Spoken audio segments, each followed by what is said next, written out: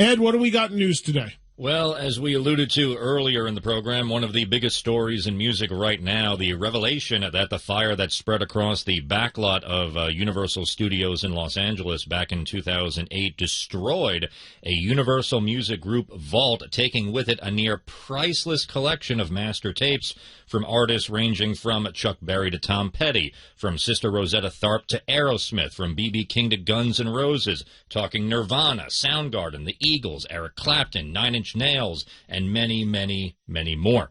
According to an expose in the New York Times, they're calling this the biggest disaster in the history of the music business, with the number of assets destroyed in the fire to be calculated around 175,000, which means the masters for hundreds of thousands of classic songs are now gone.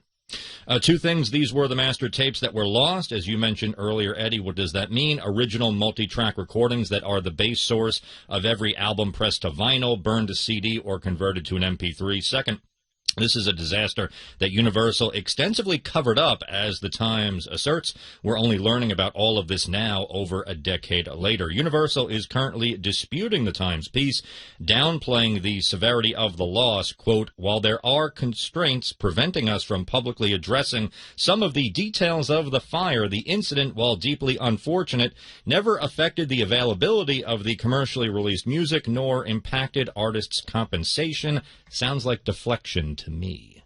Why is this just coming out now, 11 years later? Do we know? Because at the time, Universal severely downplayed what happened. I mean, it's not like this.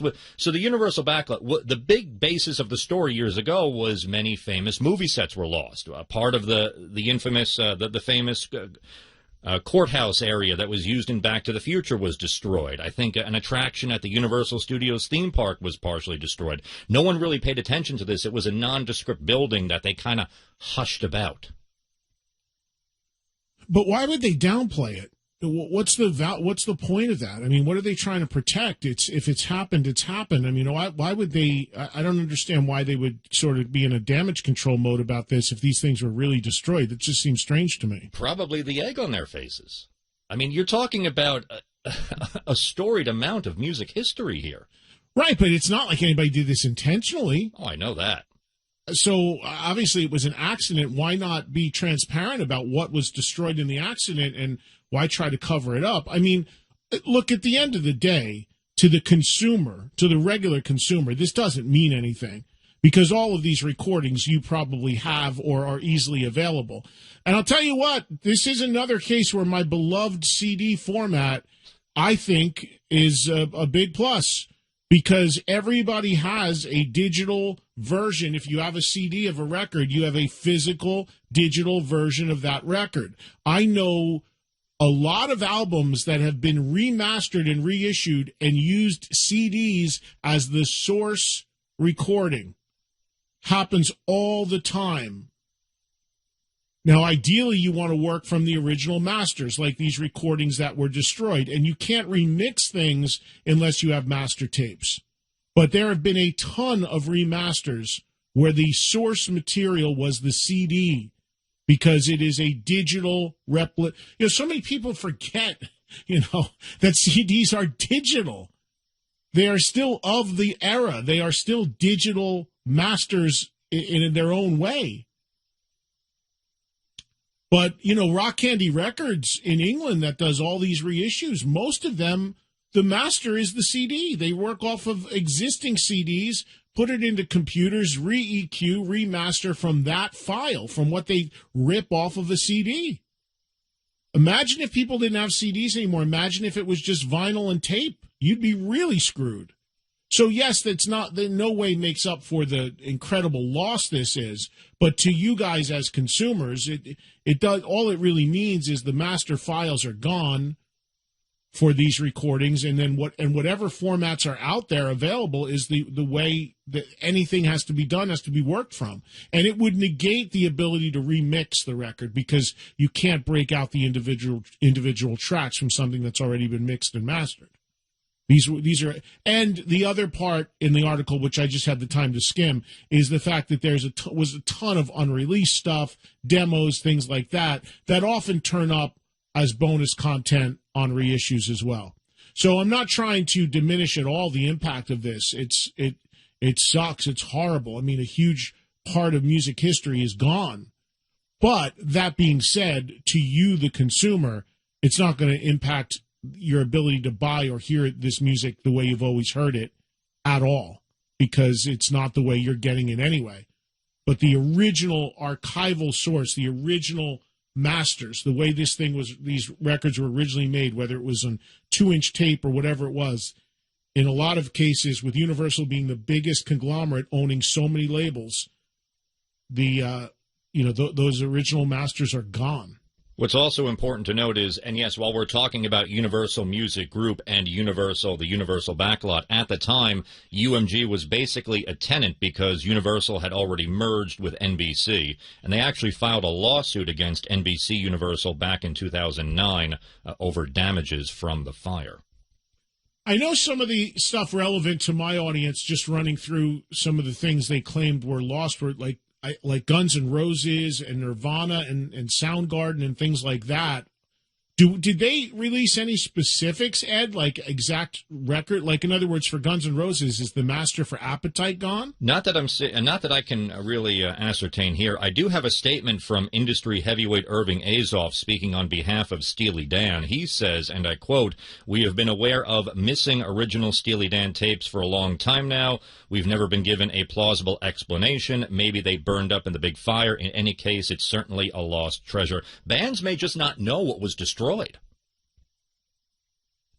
Right, but if you want to go grab your masters and you need them, or you want to send somebody to work from them for whatever reason, yeah, you're going to know that they're not there. I mean, if they can't produce them, they maybe I would imagine there had to be a manifest of everything in that warehouse, right? I'm sure of it. They're just not listing it in the Times piece. Hang on a second. Trying to find some more here. Let me delve deeper into this. If I can, I'm going to find a list. I'm going to read it because it's a lengthy article, and I'm going to read it tonight as well. So I'll add anything more tomorrow if I pick anything else up. Really, again, at the end of the day, you guys as regular consumers of music, it does not impact you because most of these recordings have all been released in multiple formats. That's not going to change. It's not like it can't be produced anymore, but it is tragic for history. It's tragic if you want to go back and remix things or listen to things that had never been released, because one of the things the article pointed out is there was a lot of music that had never been released for whatever reason. Outtakes, bonus tracks, whatever. That's all gone. Unless that was backed up somewhere, that's all gone as well. So it's a fascinating read. It's a very sad read for historians of music like that, but for you guys, it doesn't mean you can't go buy Appetite for Destruction anymore. No. That's out there in whatever millions of formats it is. Well, the biggest loss has to be going back even, decades before that. I'm talking about the archives of Chuck Berry, Etta James, Fats Domino, that stuff that's just now gone. Yeah, it really is. To me, it's amazing it took 9 years for this to come out, but great work by the Times and getting this story out there, which has been a talking point now for a couple of days as this news has come out. What else, Ed? Well, on the other news we touched upon earlier in the program, Philomena Lynott, mother of late Thin Lizzy frontman and bassist Phil Lynott, has died at the age of 88, as confirmed by several sources, including the band themselves. She had been suffering from cancer. I do have a statement from Scott Gorham. He says, and I quote, "She was always a great supporter, that is, of Thin Lizzy from the early days, throughout the band's existence and beyond. She always did her best to keep Phil's flame alive over the years, opening up her home to thousands of fans from around the world who paid her a visit. R.I.P. Phyllis, we'll miss you." And Scott Gorham would know because he was a member of Thin Lizzy for decades and very tied into that world, and would have had to work, I would think, with Philomena on continuing Thin Lizzy as he does to this very day and using the name and what have you, because I believe she controlled all that. What's going to be interesting is where that falls now. What she has in, she had set aside in her will or her arrangements on what happens to the Thin Lizzy estate, because to my knowledge, she was the one that controlled the whole thing.